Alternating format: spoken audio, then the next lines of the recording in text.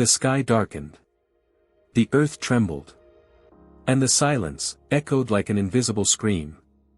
The crowd that had shouted, "Crucify him," just hours before was now speechless, haunted by the sudden stillness that followed the final breath of the man on the cross. Roman soldiers stood frozen, their armor rattling with each aftershock. The sun had vanished behind an unnatural gloom, casting shadows even over the hardened hearts of executioners. Something had shifted. Not just in the sky. Not just on the hill called Golgotha. But in every corner of creation. And then, it was over. He was gone. Jesus of Nazareth, silent, lifeless, broken. Wrapped in linen, laid in a borrowed tomb, sealed behind a stone. The hope of a nation, crushed. The light of the world, extinguished. Or so it seemed. But let me ask you something that rarely gets asked out loud. While his body lay cold in the grave, where was Jesus? Because the story didn't stop when the stone rolled shut. What if I told you that Jesus didn't just rest in peace? That he descended into the very depths of darkness? Not as a victim, but as a conqueror. Yes, while the disciples hid in fear. While the world mourned in confusion. While the heavens stood still. Jesus was on a mission. And not just any mission, a divine infiltration. Scripture gives us glimpses. Echoes. Clues. Ancient prophecies whisper of it. The early church sang of it. Even the forces of darkness, for a moment, trembled at it. Because during those 3 silent days, something powerful was happening beyond what the human eye could see. What if the greatest battle wasn't fought on a cross, but behind the veil of the visible? What if hell itself heard footsteps, not of defeat, but of royalty? What happened in the spiritual realm during those hours of grief might just change how you see life, death, and salvation itself. This isn't just a story about pain. It's a revelation about victory, one so complete, so glorious, that it reaches even into your story today. So don't move. Don't scroll. Don't look away. Because the next few minutes could open your eyes to something ancient, eternal, and deeply personal. He died, yes. But oh, he didn't stay still. Let's go back to the beginning.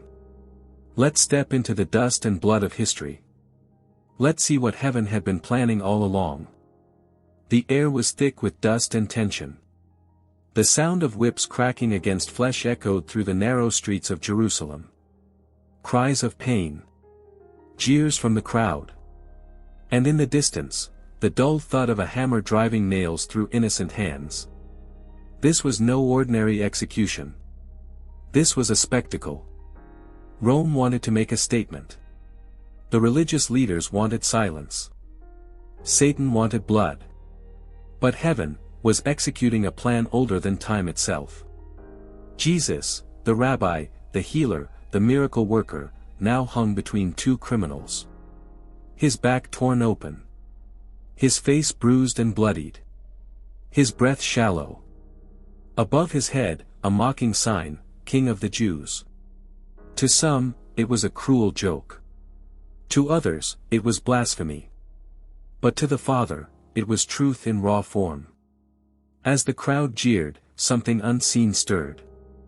The veil between the physical and the spiritual began to thin. The disciples watched in horror. Mary wept in silence. And the Roman centurion, for a brief moment, believed. Then came the final words. First, from the Gospel of John. It is finished. John 19 verse 30. Not, I am finished. Not, they've won. But, it is finished. The mission. The sacrifice. The price. And then, from Luke. Father, into your hands I commit my spirit. Luke 23 verse 46. At that moment, the earth convulsed. Graves opened. The temple curtain, that massive, holy divider, tore from top to bottom. The symbolism couldn't be louder. Access. freedom, redemption. But what did death mean at that time? In Jewish tradition, death wasn't an end, but a transition. The soul descended to a realm called Sheol, a place of the dead, a shadowy existence divided between those who awaited hope, and those who had none. The Greeks called it Hades, a term the New Testament often echoes. And within Sheol, Jesus once told a story, not a parable, but something more, about a rich man and a poor man named Lazarus. Lazarus, the beggar, was carried to Abraham's bosom, a place of comfort. The rich man, tormented in flames. This wasn't heaven and hell as we imagine today. It was the waiting room of eternity, divided, yet very real. The righteous dead waited in hope. The wicked in despair.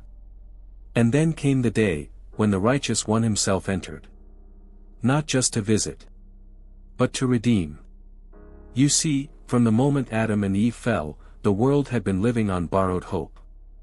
Blood sacrifices, temporary coverings, prophetic promises, they were all shadows. Hints of something greater. From Genesis 3, when God promised that the seed of the woman would crush the serpent's head. To Isaiah 53, where the suffering servant would bear our iniquities. To Psalm 22, where David described crucifixion centuries before it was invented. The plan was always moving. Always building. Always pointing to this moment. Jesus didn't just die because of a betrayal. He didn't suffer because Rome wanted to keep the peace. He laid down his life. On purpose. With precision. And while his body lay cold and still, his spirit didn't sleep. Because waiting in the shadows, in that spiritual realm of Sheol, were the souls of the faithful. Abraham, Isaac, Jacob, Moses, David, Ruth, Esther, the prophets, the martyrs. They had believed the promises without seeing the fulfillment. They had died in faith, but not yet in freedom. Until now. Can you imagine the moment? When the veil of eternity lifted. And the light walked in. But not yet. We're not there just yet. Because while hope stirred among the righteous, something darker was happening elsewhere. In the deeper regions. In the place where rebellion never sleeps. A storm was forming. And in that moment between death and resurrection, the greatest spiritual confrontation was about to unfold. Not with swords. Not with angels. But with authority. Because death had reigned long enough. And the keys were about to change hands. The sun had vanished. The sky still heavy with the weight of sorrow. The ground, cracked and bruised, as if creation itself had suffered loss. And then, nothing. No miracles. No voices from heaven. Just, silence. For those above the ground, it was the quiet of grief. For those below, in the shadows of the unseen, it was the hush before war. The disciples were scattered. Their faces pale. Their eyes hollow. Their dreams shattered on the wood of a Roman cross. Peter couldn't forget the sound of the rooster. John couldn't erase the sight of blood. Mary couldn't stop hearing her son cry out in pain. Was he really gone? 3 years of miracles, teachings, wonders. Ended with a spear and a borrowed tomb. To them, the world had ended. But beneath their sorrow, far beneath the soil and stone, the real story was just beginning. In the realm of the dead, the spiritual abyss the Bible calls Sheol, or in Greek, Hades, movement began. And not the kind that brings comfort. Imagine it. A place where light is foreign. Where time doesn't tick, it sinks. Where the air is thick like ash, and the cries of the condemned never stop. The Bible paints this realm with imagery both haunting and symbolic. A place of chains, of fire, of gnashing teeth. Of regret that echoes eternally. Of rebellion, that still thinks it can win. And there, seated on a throne not made by God, was the deceiver. Satan. Lucifer. The fallen one. He watched the darkness with satisfaction. The Son of God, dead. The mission, failed. The Word, silenced. To him, this was the victory he had waited for since the garden. No more prophets. No more covenants. No more blood that spoke louder than Abel's. Just silence. But Satan always underestimated one thing. He never understood the cross. To him, blood meant defeat. To God, blood meant redemption. To him, death meant power. To God, death was a doorway. And while the devil toasted his own triumph in the shadows, something was moving. A wind. A presence. A light. It didn't come with thunder. It came quietly, with purpose. The apocryphal Gospel of Peter and early Christian writings hint at it, the moment when the gates of Hades trembled, not at the sound of chains, but at the footsteps of freedom. Some traditions describe it this way. A whisper moved through the cavernous dark. The king is coming. And the darkness began to bleed light. Angels silenced their wings. The ancient prisoners lifted their heads. And in the deepest part of the abyss, something shifted. The enemy, once confident, began to sense it. Something foreign. Something holy. Something alive. Because the Lamb who was slain had not come as a prisoner. He had come as a conqueror. Not with a sword. But with scars. With authority. With keys. But we'll get there soon. Right now, all creation is holding its breath. Above, the disciples are locked in rooms of fear. Below, the kingdom of darkness begins to tremble. The stage is set. The silence is breaking. And in the shadows, he walks. The gates of Hades never expected a visitor like this. For millennia, they opened only one way, in. No soul had ever walked out. No light had ever broken through. No sound, except for the endless echoes of regret, pain, and punishment. But then, a new sound. Footsteps. Deliberate. Steady. Unafraid. And then, light. Not a flicker. A flood. A surge of glory so pure it split the shadows like lightning tears through the night. And standing there, not bound, not afraid, not defeated, was Jesus. His body may have been wrapped in linens above the earth. But his spirit had descended to the lowest depths. Just as Ephesians 4 verses 9 to 10 declared. He also descended into the lower parts of the earth, in order that he might fill all things. But he didn't descend like any other soul. No. He came as a king. The King of glory. The King with fire in his eyes. The King who bore wounds, but walked in authority. The gates of hell creaked. The foundations of death trembled. And then came the voice. A voice so powerful, so ancient, so filled with authority. It wasn't a shout. It didn't need to be. It was a declaration. Lift up your heads, O gates. And be lifted up, O ancient doors. That the King of glory may come in. Psalm 24 verse 7. And the shadows asked. Who is this King of glory? The answer didn't come in words. It came in power. Chains shattered. Cells cracked open. The very walls of Sheol cried out in surrender. This wasn't an invasion. It was a liberation. Because Jesus hadn't come just to confront darkness. He came to empty it. To fulfill the prophecy of Isaiah 61. He has sent me to proclaim liberty to the captives. And the opening of the prison to those who are bound. Can you see it? The ancient faithful, those who waited in the bosom of Abraham. Rising to their feet. Adam. Noah. Abraham. Moses. Ruth. David. Eyes wide. Hearts burning. They knew this moment. They had sung about it in psalms. They had prophesied it through tears. And now, the promise stood before them. He came for them. And not just them. But for the forgotten. For the lost. For the broken. For the thief who died beside him. The one who was told, "Today you will be with me in paradise." Now today had come. But Jesus wasn't done. He walked deeper still. Past the outer courts of the dead. Past the gates where hope had long been buried.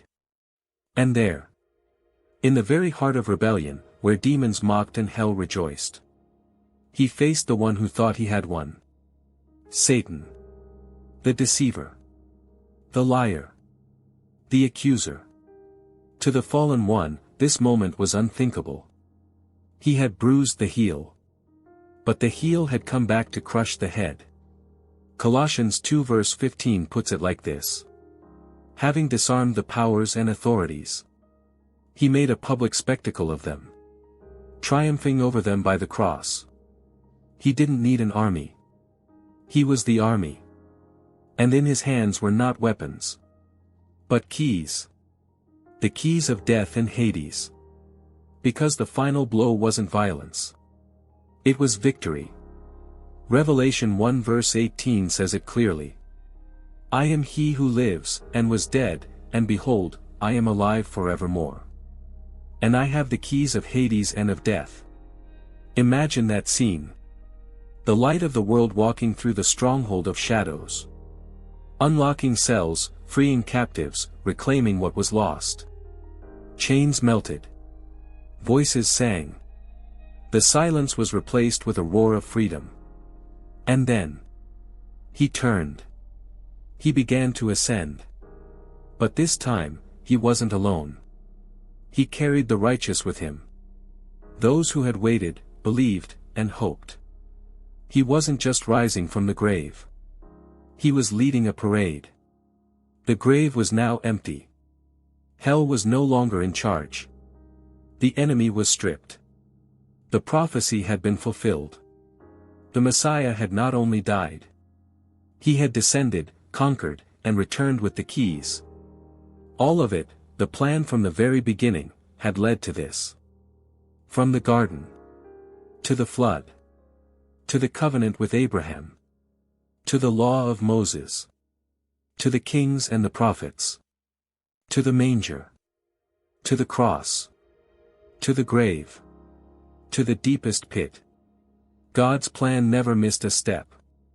And now, Jesus, scarred, glorified, unstoppable, had risen from the lowest. To bring us to the highest. But wait. This isn't the end. There's still mystery to uncover. Still truths to reflect on. Still questions we must wrestle with. Because what happened during those 3 days wasn't just for the saints of old. It was for you. It was for me. And the echo of that victory still calls us. To look deeper. To climb higher. To believe again. 3 days. That's all it was. 72 hours between death and resurrection. A single weekend in human time. But within that silence, an eternity moved. Because in the stillness between his last breath and his first step from the tomb, something profound happened. Not just in heaven. Not just in hell. But in us. The story of Jesus descending into the depths is not just about a cosmic rescue mission. It's a mirror. A question. A summons. Let's start here. Why did Jesus have to descend at all? He could have defeated death without stepping into its dungeon. He could have spoken freedom from the heights of heaven. But instead, he entered the prison. Walked through it. Felt it. Saw its faces. Why? Because love doesn't rescue from afar. Love gets in the dirt. Love steps into the pain. Love says, I won't just call you out. I'll walk you out. When Jesus descended, he wasn't proving a point. He was making a way. And that changes everything. Because if he went to the lowest, then there is no place too dark for him to find you. No depression too deep. No addiction too long. No shame too heavy. No past too broken. He's been to the bottom. And he didn't just visit. He took the keys. That's the part we often miss. He didn't just conquer sin. He reclaimed authority. We were never just meant to be forgiven. We were meant to be freed. There's a difference. Forgiveness wipes the slate. But freedom breaks the chain. And Jesus didn't come to make you clean. He came to make you new. But here's the mystery. Even after all of this, after death lost its sting, after hell lost its grip, we still doubt. We still fear. We still question if he's really with us. When life feels like a tomb. Why? Because we live in the Saturday.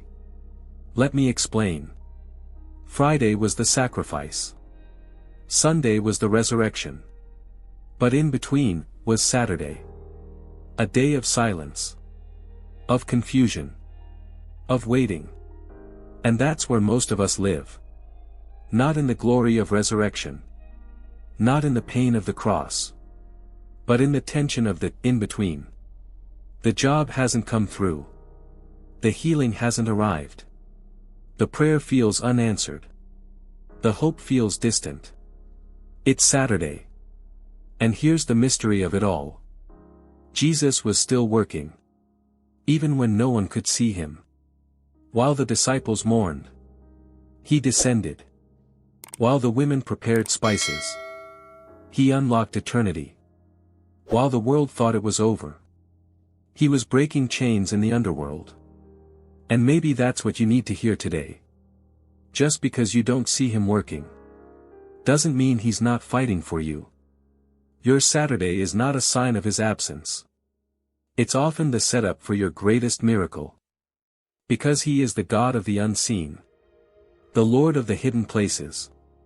And when it seems like all is still, he's moving mountains behind the veil. But there's more. Here's where the mystery deepens. Why did the early church hold so tightly to this doctrine? That Jesus descended into hell. It's in the creeds. It's in the writings of the church fathers. It's in the art, the songs, the prayers. Why? Because they needed to know that Jesus had been to the bottom. Not just metaphorically. But literally. They were a persecuted people. Thrown into dungeons. Burned. Tortured. Mocked. To them, this truth wasn't a theological footnote. It was oxygen. It meant their suffering wasn't unseen. That Christ had gone even lower. That even death couldn't separate them from his love. Romans 8 verses 38 to 39 echoes like a defiant anthem. For I am convinced that neither death nor life, nor anything else in all creation, will be able to separate us from the love of God that is in Christ Jesus our Lord. Nothing. Not even the grave. And here we are, centuries later. Still needing that truth. Still clinging to that mystery. Because while we may not descend into literal Hades, we all go through our own versions of it. Depression. Betrayal. Loss. Silence. Those feel like hell. But they don't get the final word. Because the one who went there came back. Not empty-handed. But victorious. And that's the final secret of the descent. It wasn't just about Jesus going low. It was about bringing you up. You were never meant to stay buried. You were never meant to live chained. You were never meant to carry guilt into your future. He paid it. He conquered it. He buried it forever. And the keys? They're not just his trophy. They're your access. Access to peace. To joy. To identity. To freedom. All bought during those 3 days. When the king walked into the shadows. and turned hell into a highway. The tomb was still cold when the first light of dawn touched it. The stone. That heavy symbol of finality. The seal of defeat. The blockade of hope. It moved. Not because a human hand pushed it. Not because of time, or erosion, or decay.